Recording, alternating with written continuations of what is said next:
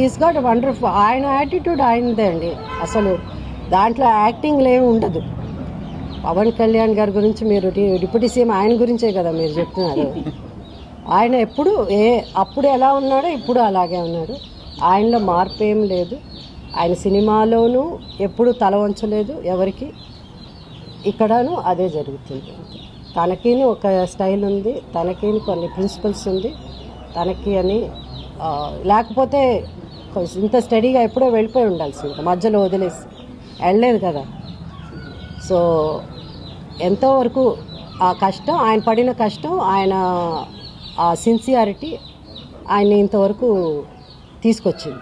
So అందుకు ఆయన్ని మనం అప్రిషియేట్ చేయాలి. మిగతా ఆర్టిస్ట్ మధ్యలో మనకు ఎందుకులే ఈ తలనొప్పి వేళతో ఎక్కడ పడతామని చెప్పి వెళ్ళిపోయి ఉండొచ్చు. ఆయన సినిమాలో యాక్ట్ చేస్తానంటే ఆయనకి ఎంతైనా ఏదైనా ఇవ్వడానికి రెడీగా ఉన్నారు సినిమా ప్రొడ్యూసర్స్. సో అవన్నీ కూడా వదులుకొని ఆయన అంటే నిజంగా అంటే నాకైతే నా ఒపీనియన్, అది పర్సనల్ ఒపీనియన్.